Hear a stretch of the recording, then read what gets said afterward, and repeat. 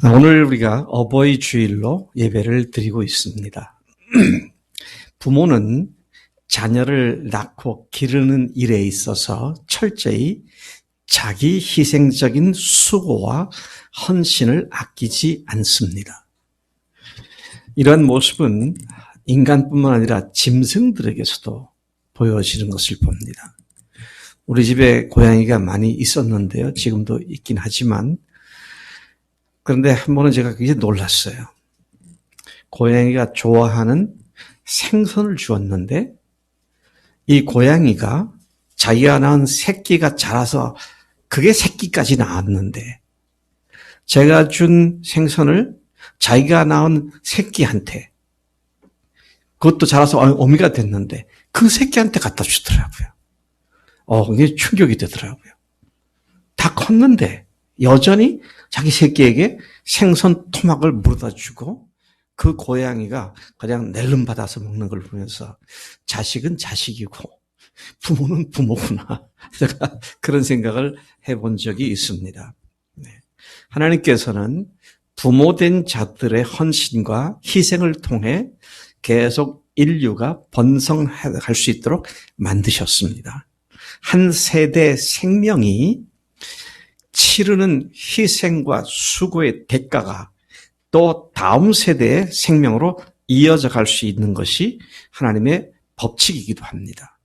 그런데 하나님께서는 이러한 희생과 수고를 기계적으로 여기지 말고 반드시 그 사랑과 희생을 받는 자녀들은 그 부모의 사랑의 수고에 반응하여 부모를 공경하고 부모에게 순종할 것을 명령하셨습니다.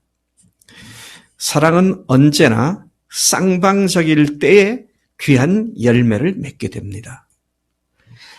일방적인 사랑을 우리는 짝사랑이라고 말하는데 우리가 알고 있는 많은 문학 소설들 가운데 중요한 주제 중에 하나가 짝사랑의 결과로 어떤 비극으로 끝났는지 그걸 이야기로 전개한 것을 사람들은 명작이라고 거기서 감명받고 사랑을 노래하는 그런 모습도 어렵지 않게 볼 수 있습니다. 그러한 문제는 사랑이 일방적이어서 열매를 맺지 못하는 그런 문제는 하나님과 인간관계에서도 마찬가지라는 사실을 주목해 보게 됩니다. 하나님은 세상에 있는 인간들을 너무도 사랑하셨기 때문에 그래서 독생자이신 예수님을 세상에 보내주셨습니다. 그리고 그 예수님이 우리를 대신해서 십자가에서 우리가 지은 죄에 대한 형벌을 대신 받아 죽게 하셨고 그리고 그분이 하나님으로서 그렇게 하셨다는 사실을 사흘 만에 부활하심으로써 아무도 논박할 수 없는 확실한 증거로 증명해 주심으로 말미암아 하나님이 얼마나 우리를 사랑하셨는지를 드러내 주신 것을 우리가 너무도 잘 알고 있습니다.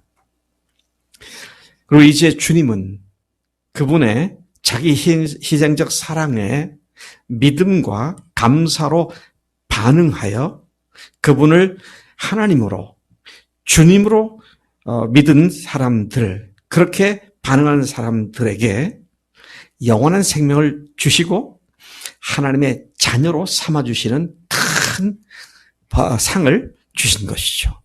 그분의 사랑에 응답하여 내가 주님의 사랑에 짝사랑이 되지 않도록 쌍방의 사랑이 되었을 때 하나님은 기쁨을 가지고 어마어마한 복을 그 믿는 사람들에게 허락하셨다라는 것이죠. 우리는 요한복음 1장 11절부터 13절까지 말씀을 잘 알고 있습니다. 그가 세상에 계셨으며 세상은 그로 말미암아 지은 바 되었으되 세상이 그를 알지 못하였고 자기 땅에 오매 자기 백성이 영접지 아니하였으나 영접하는 자 곧 그 이름을 믿는 자들에게는 하나님의 자녀가 되는 권세를 주셨으니 이는 혈통으로나 육정으로나 사람의 뜻으로 나지 아니하고 오직 하나님께로부터 난 자들이니라. 하나님의 사랑에 반응을 하여 그 사랑을 받은 자들에게 하나님께서는 그들을 하나님의 자녀로 다시 태어나게 하는 놀라운 열매와 결실을 맺게 하셨다. 이 사실 우리가 말씀을 듣고 있습니다.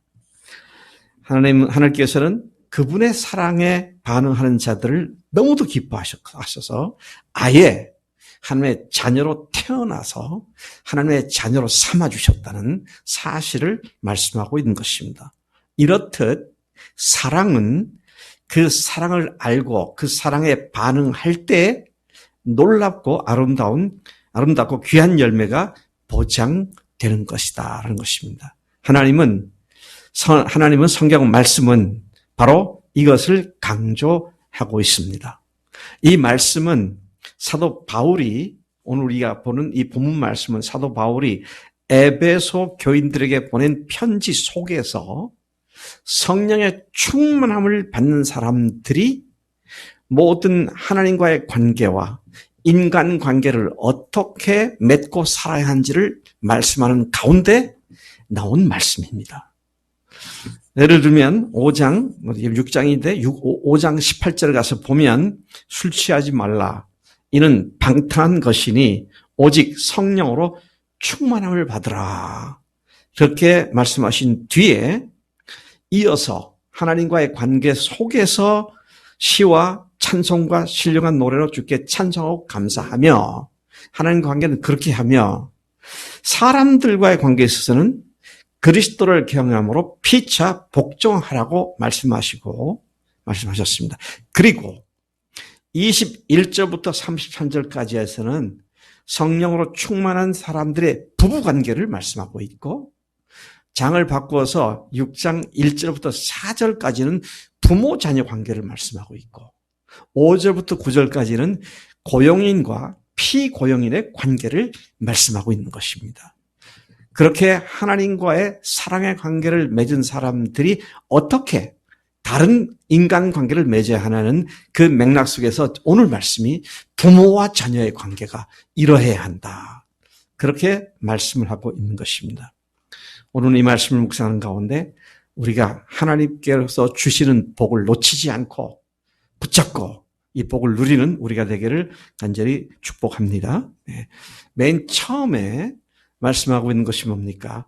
부모에게 순종하라고 말하십니다. 성령의 충만함을 받은 사람들이 부모와의 관계에 있어서는 절대 순종하는 것을 말씀하고 있습니다. 이게 옳은 일이다. 그렇게 말씀하고 있어요. 옳은 일이란 말은 마땅한 일이다. 그런 말로도 바꿀 수 있죠. 억지로 믿음이 성장하면 드디어 겨우 부모에게 순종하는 그런 거 아니다. 그것입니다. 주님 안에 있는 사람은 당연히 마땅히 부모에게 순종하는 것이다. 그렇게 말씀하고 있는 것입니다. 또 한 가지 우리가 기억해야 할 것은 이러한 순종도, 제대로 된 순종도, 부모에 대한 순종도 성령 충만으로 가능하다는 사실을 우리가 분명히 염두에 두어야 합니다. 본능적인 사랑이 아니라 성령의 충만해짐으로 말미암아 하나님께서 제시해 주신 그 수준의 사랑이 가능하다는 말씀인 것입니다. 물론 본능적으로 사랑하는 것도 있습니다. 그렇지만 그러한 사랑은 한계가 있고 불가능한 것들을 두고 있음을 또한 보게 됩니다. 자, 1절 다시 들어가서 읽어봅니다. 자녀들아, 너희 부모를 주 안에서 순종하라. 이것이 옳으니라. 이 말씀은 모든 자녀된 자들에게 하신 말씀입니다. 모든 인간은 누군가의 자녀들이죠. 그러니까 이 말씀에 예외가 될 사람은 아무도 없습니다. 모두에게 해당될 말씀입니다. 그런데 뭐라고 말씀하십니까?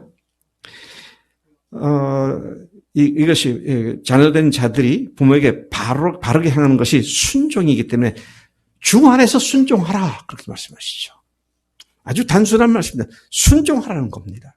누구에게요? 부모에게. 어떻게? 주 안에서 순종하라는 겁니다. 우리 이것을 좀 더 의미를 제대로 이해하는 것이 필요할 것 같습니다. 그런데 그렇게 마땅하고 당연한 일을 주 안에서 하라고 하십니다. 예수님을 주님으로 하나님으로 믿는 자들은 죽으시고 부활하신 주님의 그 사랑 안에서 그 사랑을 힘입어 순종하라고 하시는 말씀입니다. 부모에 대한 자녀의 순종이 기계적인 반응이거나 또는 공식에 대입해서 순종하라고 해서 순종하자 이게 아니고요. 자발적이고 감사함과 사랑의 마음으로 순종할 수 있도록 주님께서는 주 안에서 순종하라 그렇게 말씀하신 것입니다. 여러분 어떤 것은 주 안에 있고 어떤 것은 주 밖에 있는 것이 구분되어 있나요? 자칫 우리가 그렇게 생각하십시오. 부모님이 교회 나가지 마라 그러면 그건 주 밖이니까 안 들어도 되고 네. 선한 일을 해라 그거는 좋은 거니까 주 안에 거고 그렇지가 않은 거예요 지금. 좋고 나쁘고 모든 것들을 하는 데 있어서 우리에게 중요한 건 주 안에서 하느냐 하지 않느냐. 그래서 어떤 것은 딱 주 안에 있는 것은 원래 그거는 그렇게 돼 있고 어떤 것은 주 밖에 돼 있는 것이기 때문에 그건 하지 말아야 되고 이런 것이 아니고요. 매일 매 순간 성령의 인도하신 말도 주님께서 나에게 어떻게 감동하시냐를 따라서 순종하라는 겁니다. 근데 이것은 기계적인 게 아니에요. 결코 공식이 아닙니다. 인격적인 주님과의 관계성 속에서 주님께서 나에게 주시는 감격과 감사함을 가지고 자발적인 마음을 가지고 해야 할 그런 일이 바로 부모에게 순종하는 것이다. 제가 이 이야기를 좀 더 구체적으로 예를 들어보겠습니다. 이동원 목사님이 꽤 오래전에 말씀한 내용을 제가 기억하는 건데요. 그분이 지금은 지구촌교회에서 은퇴하셨고 그전에는 미국에 계시다. 그전에는 또 서울 침례에 계셨고 그전에는 또 유신고등학교 교목이었고 이제 그랬습니다. 그런데 유신고등학교 교목 시절에 학생들을 데리고 예배도 드리고 또 성경 공부도 하고 그랬는데 어떤 고등학교 학생이 예수님을 믿게 되었습니다. 근데 공부를 하고 성경 읽다 보니까 주 안에서 부모에게 순종하라. 그 말을 봤는데, 이게 갈등이 된 거예요. 왜냐하면 아버지가 가만 보니까 어느 날 아들이 교회를 다닌다는 말씀이죠. 그러니까 아버지가 엄하게 금족령을 내렸습니다. 너 교회 가지 마! 근데 교회 가지 않으면 이게 안 되지. 예배 드려야 되는데? 그러든 하고. 또 주 안에서 순종하라 그랬는데 그럼 이게 상충되니까 어떻게 해야 되나. 그러다가 이제 목사님에게 상담을 요청을 했죠. 그래서 상담을 하기 시작했습니다. 그래서 그 얘기를 쭉 듣고 난 뒤에 이동원 목사님이 뭐라고 얘기를 했냐면 그래 주 안에 순종하라고 했으니까 너 교회 나오지 마. 그렇게 조언을 한 겁니다. 근데 단서를 붙였어요. 목요일 날 나랑 만나서 성경 공부하는 데는 절대 빠지지 마. 네, 알겠습니다. 그리고 목요일 날은 공부를 하고 주일 날은 교회를 나가지 않았습니다. 그래서 아버지가 가만 보니까 매주 교회 가던 녀석이 갑자기 교회를 안 가는 거예요. 그러니까 아버지 생각에 나한테 반발하고 저러고 있나? 그 생각도 했을 것이고요. 좀 더 지켜봤습니다. 다음시 또 안 갑니다. 그렇게 얼마가 지난 뒤에 이 아버지가 궁금해졌어요. 얘가 도대체 어찌 돼서 내가 교회 가지 말라니까 교회를 안 가고 이렇게 교회 가는 걸 중단했을까? 그래서 이제 물어봤답니다. 야, 아들아, 너 내가 교회 가지 마 그랬는데 그게 순종을 하는 게 좋다마는 그전엔 그렇게 다니더니 왜 교회를 안 가냐? 그랬더니 이 아이가 대답하래. 내가 우리 목사님하고 상담을 했는데 목사님이 주일날 교회 오지 말라는 아버지 말에 순종하라고 그랬다고. 그래서 제가 아버지께 순종하게 상간다고. 이 아버지가 충격을 받은 거예요.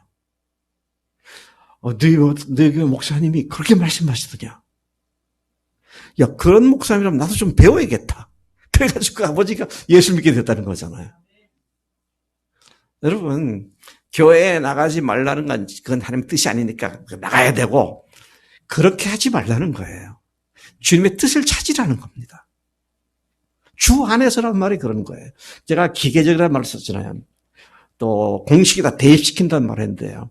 이거는 옳고 이건 그러니까 이건 항상 이렇게 해야 되고 이건 항상 그렇게 해야 되고 그게 아니고 그 말씀이 지금 이 시점에 어떻게 성령께서 역사하시도록 나를 인도하시는가 주님께 여쭙고 주님의 지혜를 구하고 그렇게 하면서 주님을 순종하라.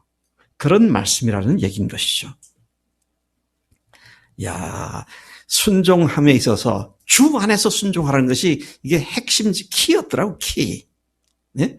아까 말씀드린 다시 말씀드리면 어떤 거는 악이고 어떤 거는 선하기 때문에 악한 건 절대 하지 말고 선한 건 무조건 해야 되는데 교회 나가지 말라는 건 악이니까 그건 어겨도 되고 그런 말이 아니잖아요.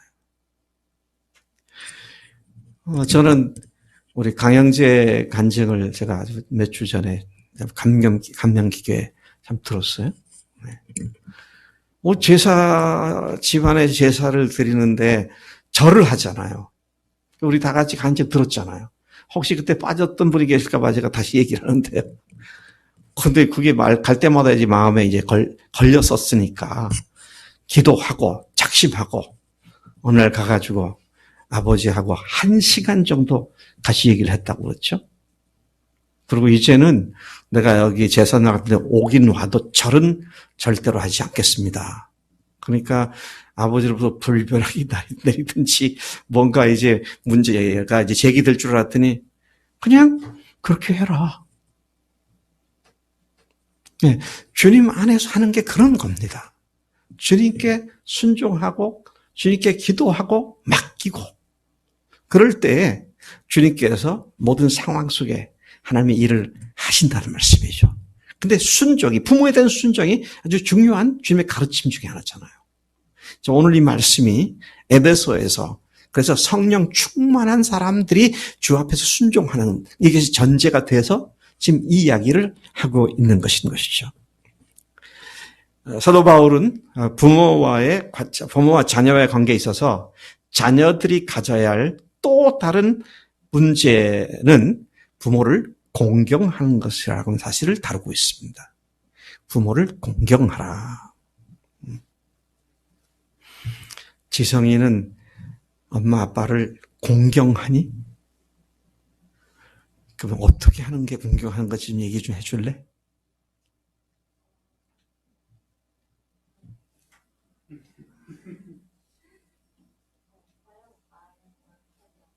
거역하지 않는 거? 그건 순종이지.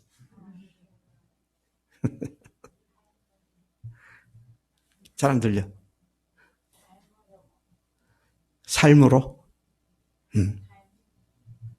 그래, 내가 귀가 멀어서 안 들리는지 마스크를 써서 안 들리는지 잘 모르겠지만 여러분 순종하는 것은 즉각적으로 나타나는 현상입니다. 그렇죠? 물론 순종하기까지 과정에 또 안에서 스트러글링이 있을 수 있지만 순종하는지 안 하는지는 보여집니다. 근데 공경의 문제는 순종 이전에 뭡니까? 그 마음의 기본 자세를 얘기하는 것이고요. 또 그가 어떤 사람이 되느냐와 관계 있는 것입니다. 지성이 얘기 나왔으니까 계속 좀 더 얘기하겠는데 아예 지성이가 중국의 명문대 3군데를 시험 봤잖아요. 근데 한 군데는 이미 딱 붙었잖아요. 완전 최종 다. 2번째도 발표가 됐니?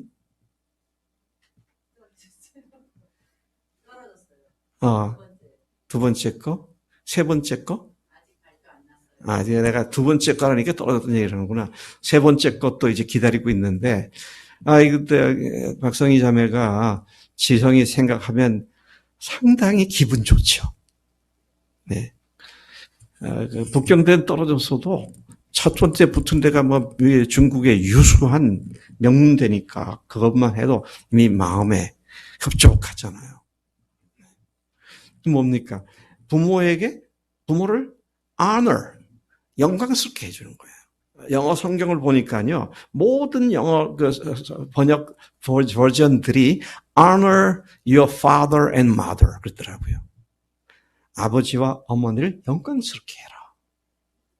여러분, 영광스럽게 한다는 얘기는 꽃을 갖다가 꽃다발에서 머리에 걸어드리고 이게 아니잖아요. 내가 어떠한 아들, 딸이 되느냐 하는 것이 부모에게 영광거리가 되느냐 아니냐 그런 거잖아요.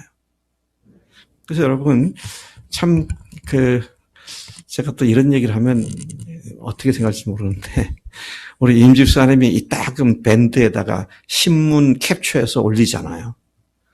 보셨어요? 아들이 어떤 회사에 어떻게 들어가서 지금 이렇게 됐다고 말이죠. 그러니까 이렇게 그게 자녀가 부모를 영광스럽게 하는 거예요. 순종, 불순종은 지금 당장 어떻게 행하느냐는 것이고요. 공경한다, honor, 존경한다, 영화롭게 한다. 이것은 어떤 아들이 되느냐, 어떤 자녀가 되느냐와 관계된 그런 개념이 공경이라는 말에 강하게 포함되어 있는 것을 보게 되는 것이다. 그렇죠. 부모를 수치스럽게 만들거나 부모를 자랑스럽게 만드는 것은 결국은 자녀가 어떤 존재가 되느냐와 더 밀접히 관계되어 있는 이야기라고 하는 것이죠.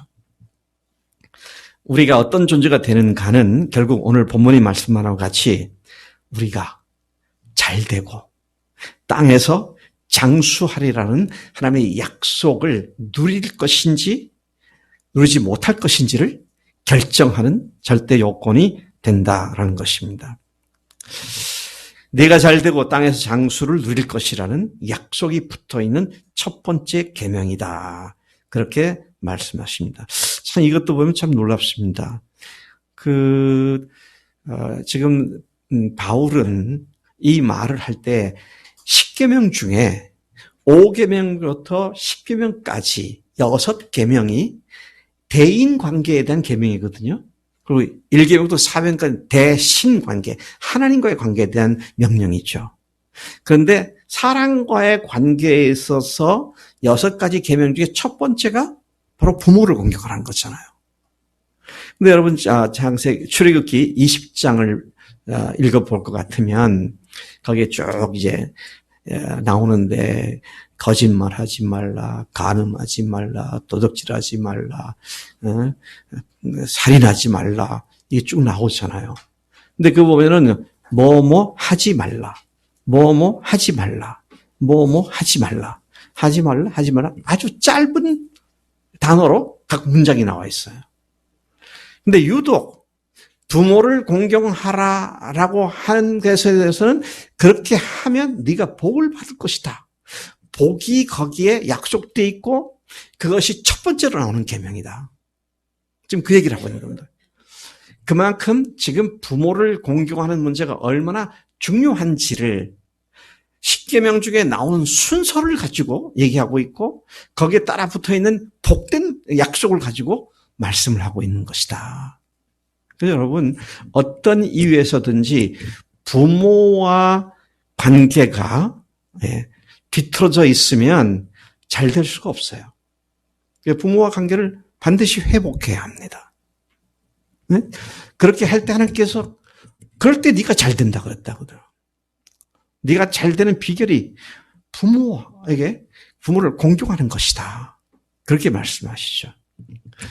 오늘 아침에 아니 조금 전에도 김다영 형제가 부모님들에게 헌사를 드렸습니다. 근데 거기 내용에 보면 아버지가 가정에서 어머니하고 갈등 이런 것이 있어서 자기가 아버지를 미워하기도 했었지만 돌이켜보면 그런 아버지 때문에 오히려 내가 예수를 믿는 또 다른 계기가 됐다고.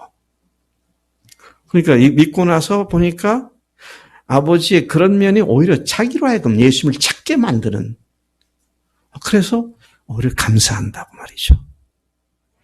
그래서 여러분 부모와의 관계에 뒤틀려 버리면 절대로 우리 삶이 잘 될 수가 없다는 것입니다.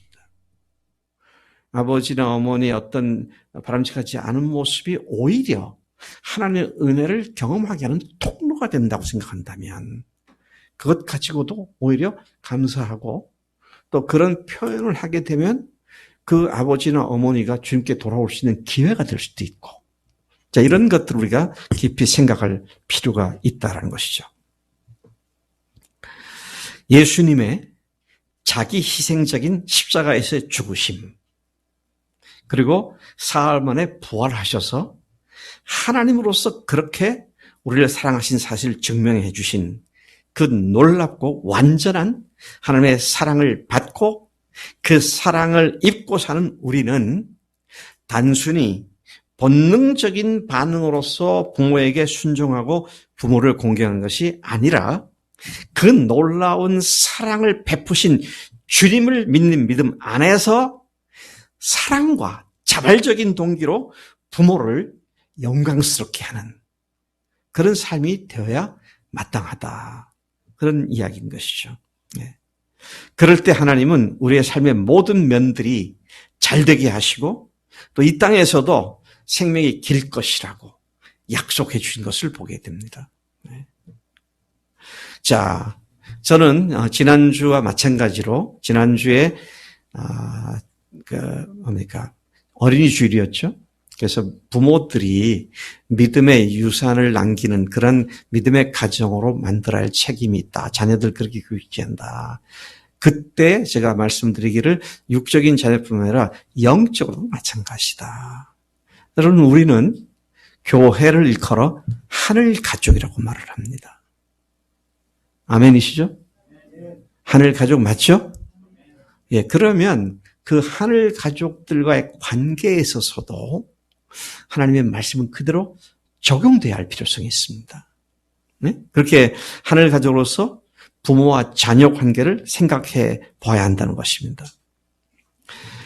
아까 읽었던 말씀 중에 우리가 잘 아는 말씀 요한복음 1장 12절에 영접하는 자, 곧 그 이름을 믿는 자들에게는 하나님의 자녀가 되는 권세를 주셨으니. 그래서 하나님을, 예수님을 주님으로 믿는 자들은 모두가 하나님의 자녀들이기 때문에. 그래서 지성이가 어렸을 때 엄마 보고 성희 자매 그러더라고. 기억하지? 우리가 교회에서 뭐 박사님, 사장님, 뭐 교수님, 뭐 의사 선생님 그런 거 안 하잖아요. 형제, 자매라고. 교회 사역에 어떤 일을 맡은 분들을 집사님이라고 부를 수도 있고 교사라고도 부를 수 있지만 우리는 기본적으로 하늘 아버지의 자녀들이기 때문에 우리 형제, 자매 그렇게 말을 한 것이죠. 그냥 아무렇게 불러서 간 거 아닙니다. 자, 그런 의미에서 우리가 하늘 가족임을 믿기 때문에 그렇게 호칭을 하는 것이고요. 자, 그런데 고린도후서 6장 18절에서도 보면 바울이 이렇게 말하면 너희에게 아버지가 되고 너희는 내게 자녀가 되리라 전능하신 주의 말씀이니라 하셨느니라. 하나님께서 하신 말씀을 인용해가지고 내가 너희에게 아버지가 되고 너희는 내게 자녀가 되리라는 그 말씀대로 우리가 하나님의 자녀가 되었다. 그렇게 말씀을 한 것을 보게 됩니다. 또 갈라디아서 4장 6절에 보면 너희가 아들인 고로 하나님이 그의 아들의 영을 우리 마음 가운데 보내사 아바 아버지라 부르게 하셨느니라. 이렇듯 예수님을 주님으로 모신 자들을 하나님의 자녀로 삼아 주셨고 따라서 우리는 하늘 가족으로서 한 주님의 피로 형제 자매가 된 자들이다. 여러분, 예수님의 피가 하나님의 피인 것을 믿으시죠? 그 피가 나를 하나님의 아들로 딸로 삼아주신 것을 믿으시잖아요. 근데 내 옆에 앉아있는 다른 그리스도인들도 똑같이 그분의 피로 하나님의 아들과 딸이 되었기 때문에 그래서 나는 그를 나와 똑같은 은혜를 입은 자로서 하나님의 자녀다. 하나님의 가족이다. 그렇게 믿음으로 받아들이고 믿음으로 가족으로서 사랑하는 그런 관계 속에 들어가는 것이 마땅하다는 것이죠. 아무리 하나님의 가족이 말을 해도 하는 거 봐가지고 마음에 들면 형제라 그러고 마음에 안 들면 그냥 아무개 씨라 그러고 그런 게 아니죠. 아까 우리 강영재님이 현수 얘기를 했는데 현수가 이제 제대를 곧 할 것이라고 이야기했는데 제대하는 거 봐가지고 진짜 아들로 여길 것인지 아닐 것인지 그러지 않잖아요. 그거 어떠하든지 아들이죠. 하나님이 우리를 그렇게 보시고 따라서 우리도 다른 형제 자매들 속에 부활하신 예수님이 주님이라는 사실을 그 믿음이 있는 것을 보면 마음을 활짝 열고 하늘 가족으로 그렇게 알고 대해주고 관계를 맺고 자 이것이 하늘 가족들이 살아야 할 마땅한 기본 자세가 되는 것이다 한 것이죠. 바울을 위시한 사도들은 자신들이 복음을 전하여 예수 하나님의 자녀가 된 자들을 영적인 자녀로 대하고 사랑했음을 성경에서 거듭거듭 확인할 수 있습니다.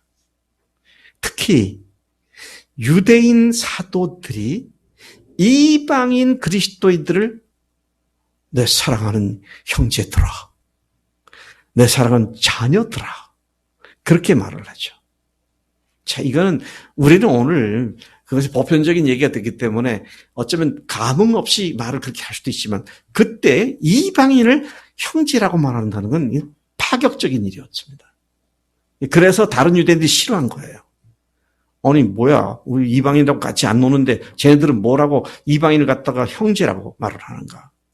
그래서 그것 때문에 특히 예수 믿는 사람들을 박해하는 그런 일도 있었던 것을 우리가 잘 알고 있습니다만은 자, 그래서 바울은 갈라디아서 4장 19절에서 교인들을 뭐라고 부릅니까? 나의 자녀들아, 너희 속에 그리스도의 형상이 이루기까지 다시 너희를 위하여 해산하는 수고를 하노라. 오, 이 말씀 보니까요, 바울은 교인들을 영적인 자녀로 알고 그들이 바로 살지 못하니까 해산하는 수고를 다시 한다. 그렇게 말을 하죠. 해산은 누가 하는 겁니까? 엄마들이 하는 거잖아요. 언제 하는 게 해산의 수고예요?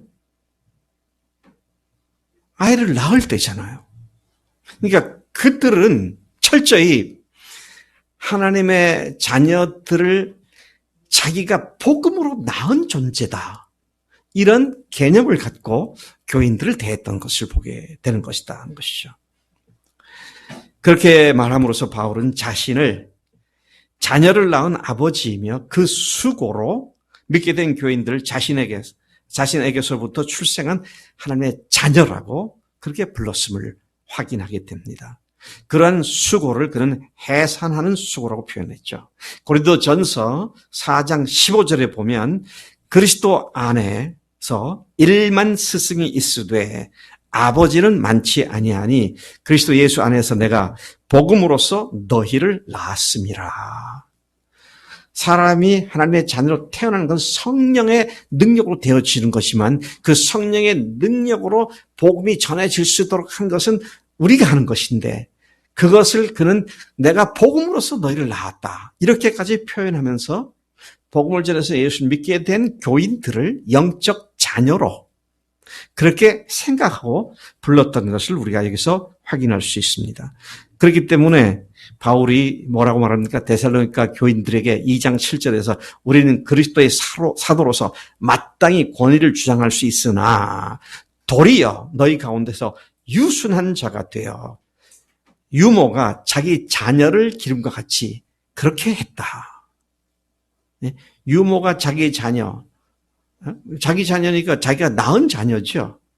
옛날에 영감마님, 마님이 낳은 자녀를 유모들이 갖다 자기 젖을 먹였는데 그 자녀가 아니고 자기가 낳은 자녀를 대함같이 그렇게 품에 안고 사랑으로 키웠다.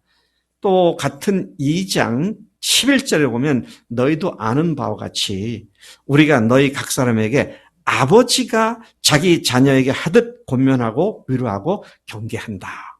그래서 그는 부모의 입장에서 교인들을 가르치고 훈계하고 양육했던 그런 그의 모습을 아주 세세하게 보여주고 있음을 봅니다. 사도 요한도 마찬가지입니다. 여러분 아시다시피 사도 요한은 요한 1서, 2서, 3서를 쓴 사도 요한이죠. 요한복음 외에 또 요한계시록 외에 서신서로 세 권을 썼는데 그 서신서 2장 1절 나의 자녀들아 2장 28절 3장 7절 3장 18절 4장 4절 5장 22절 계속 반복해서 말하는 자녀들아 자녀들아 children children children 그렇게 부르고 있습니다. 그만큼 영적 리더로서 그들의 이미지 속에는 내가 영적 부모다. 부모로서 책임을 다해야겠다. 그런 사랑을 가지고 그들을 섬기고 도왔다. 이 사실을 잘 드러내고 있는 것을 보게 되는 것이죠. 우리에게 복음을 전해주고 그 복음을 받아들이도록 수고하고 애쓰는 영적 리더들과 그들로부터 복음을 듣고 예수님을 주님으로 믿고 하나님의 자녀가 된 자들이 하늘 가족인데 그 하늘 가족이 형성됨에 있어서 나에게 직접 복음을 전하고 양육하고 돌보는 그가 영적인 부모가 된다는 것이죠. 자, 이런 의미에서 우리는 영적 부모와 자녀의 관계를 소중히 여기는 그런 태도가 반드시 필요하다라는 것입니다. 또 거기서 그래서 그 영적인 부모에게 순종하라 그랬잖아요. 순종하라는 얘기고요. 거기서 한 걸음 더 나가서 영적인 부모를 어떻게 하라? 공경하라 그랬죠. 공경하라. 공경하고 순종하는 자들이 받는 복에 대한 생각을 우리가 하게 되는 것이죠. 바울은 주 안에서 아들 된 디모데 그렇게 디모데를 불렀죠. 또 디도를 부를 때 참 아들 디도 그렇게도 부르고요. 물론 자기가 낳은 자식이 아니죠. 육신 자식이 아닙니다만은 복음 안에서 낳은 자식들을 그렇게 아들이라고 말하는데 디모데전서 5장 17절에서 이렇게 말을 합니다. 잘 다스리는 장로들은 목회자들을 얘기하는 겁니다. 목사들을 얘기하는 것이고요. 사역자들을 말하는데 잘 다스리는 장로들은 배나 존경할 줄 알되 여기서 존경, 공경 이라는 단어를 쓰고 있습니다. 말씀과 가르침에 수고하는 이들에게는 더욱 그리할 것이니라. 그래서 교회에서 가장 존경받고 존중이 여김을 받아야 할 사람들이 누구냐 그럴 때요. 하나님 말씀을 가르치고 양육하는 그 사역을 하는 사람들을 그렇게 하라고 말씀하고 있는 것을 보게 됩니다. 그러면서 히브리서 13장 17절에 이런 말씀이 나옵니다. 히브리서 마지막 장이죠. 17절이나 끝부분에 가서 하는 말씀입니다. 너희를 인도하는 자들에게 순종하고 복종하라. 그들은 너희 영혼을 위하여 경성하기를 자신들이 청산할 자인 것 같이 하느니라.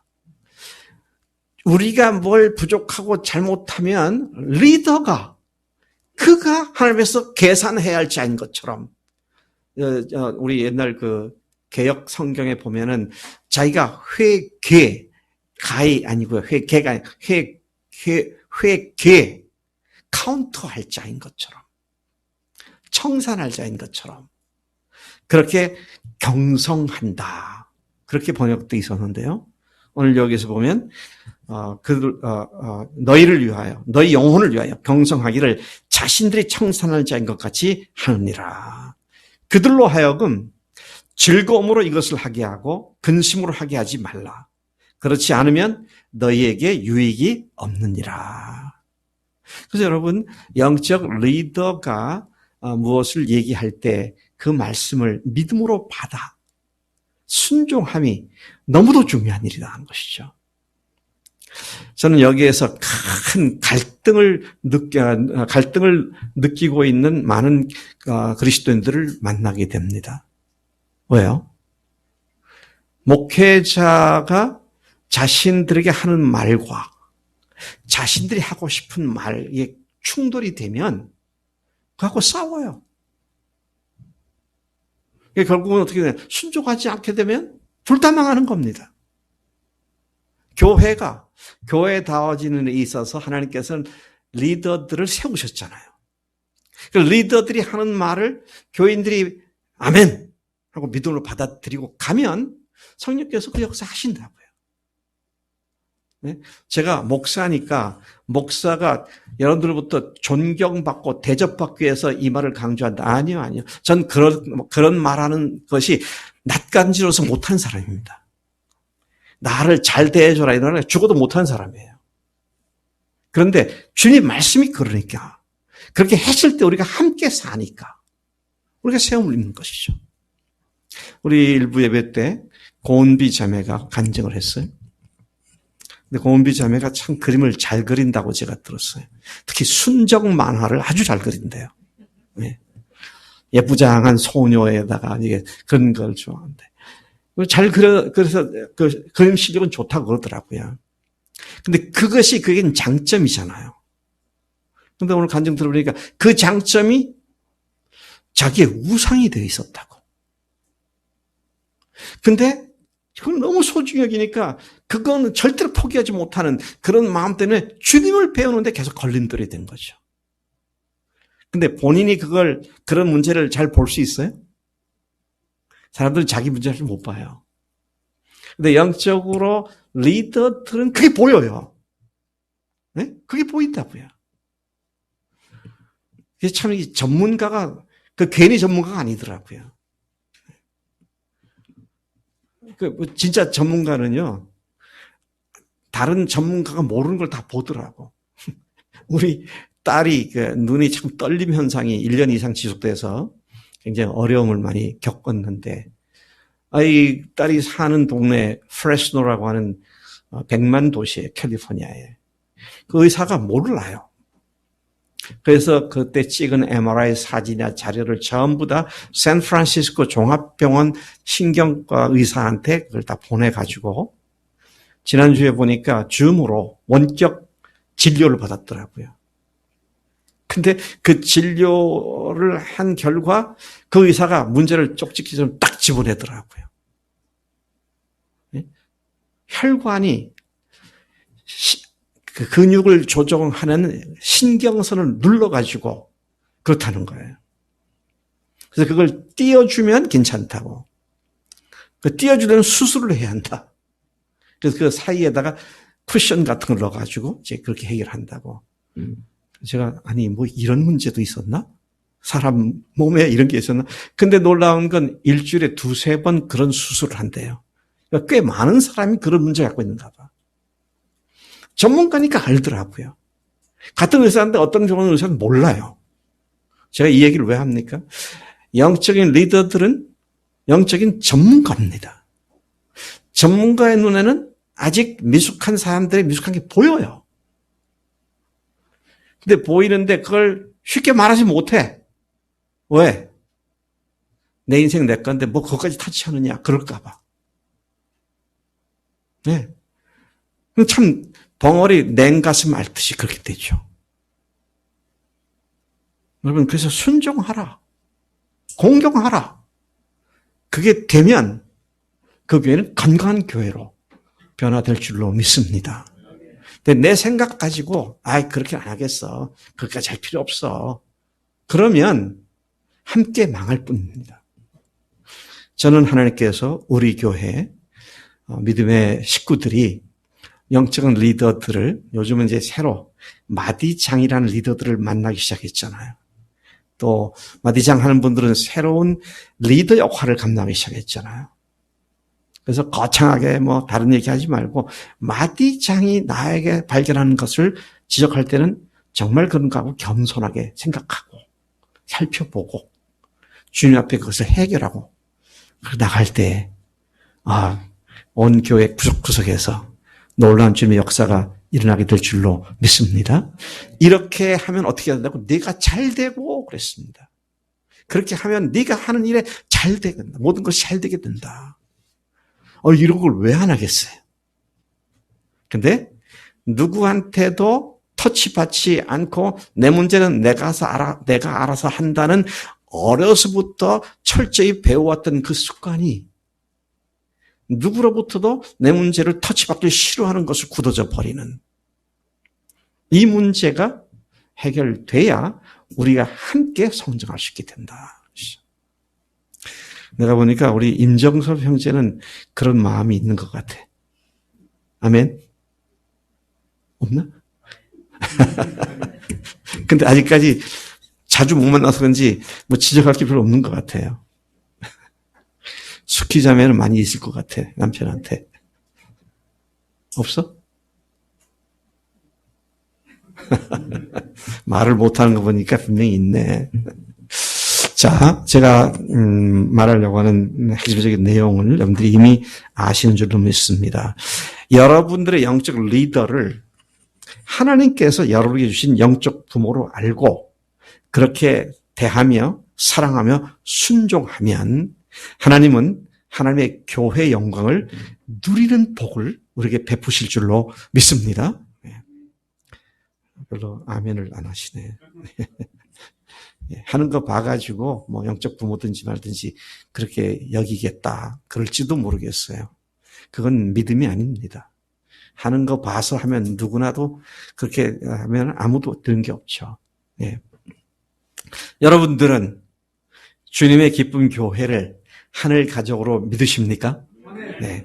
그리고 우리 교회 영적 리더들을 여러분들을 섬기는 영적인 부모로서 받아들이고 그들의 말과 기도가 하늘 가족의 영적 성장과 발전을 위한 것이라고 믿는다면 리더에게 순종하고 그들을 존중히 여기며 여러분들의 영적 성장을 통해 그들과 함께 여러분들이 성장하게 되는 줄로 믿습니다.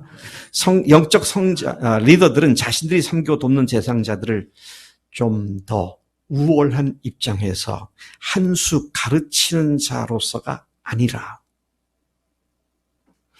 나는 너보다 더 나은 사람으로서 한 수 가르칠 수 있으니까 무조건 들어, 무조건 따라 이게 아니고 그거는 전혀 잘못된 리더십이죠. 네, 그런 것이 아니라 자신의 영적 자녀로 여기고 부모로서의 사랑의 특징이 그대로 반영되도록 헌신하고 사랑하는 자들이 되어야 마땅한 줄로 믿습니다. 아까 우리 은혜자매가 간증할 때 재민이가 저의 거울입니다. 그렇게 한마디를 삽입해서 얘기한 걸 봤는데 내가 교제하는 사람이 나에게 어떻게 대하느냐 하는 것은 내가 그들을 어떻게 대하느냐에 대한 거울이기 때문에 그걸 통해서 나를 다시 비춰보아서 반성하고 잘못된 태도를 고치고 그렇게 하는 것이 우리들이 마땅히 해야 할 일이다 하는 것입니다. 그들의 그러한 수고와 헌신을 알아주고 그들에게 순종하며 그들의 수고가 교인들의 변화된 삶이라는 결과로 나타나도록 그래서 교회가 건강해지고 사랑의 열매가 풍성해지도록 해야 함이 우리가 추구해야 할 마땅한 바다. 자녀들이 주 안에서 부모에게 순종하고 공경하듯이 영적 리더들을 그렇게 대하는 각오를 새롭게 하는 하나님의 복이 우리 모두에게 임하기를 간절히 축복합니다. 하나님 아버지 감사합니다. 저희들이 오늘 어버이 주일을 맞이해서 하나님 우리의 육신의 어버이들을 어떻게 순종하고 공경해야 하는지 또 그것으로부터 우리가 영적인 부모들을 어떻게 순종하고 공경해야 하는지 실질적으로 비춰보고 또 적용할 수 있도록 생각하게 해주신 것 감사합니다. 하나님 하늘 가족 공동체로서 주님의 기쁜 교회가 이런 사랑으로 가득하여 안 믿는 사람들이 우리 교회를 보고도 하나님이 여기 살아계심을 볼 수 있는 그런 놀라운 신앙의 명문가로 우리 교회를 세워주실 줄로 믿습니다. 감사합니다. 예수님의 이름으로 기도를 싸움나이다. 아멘. 아멘.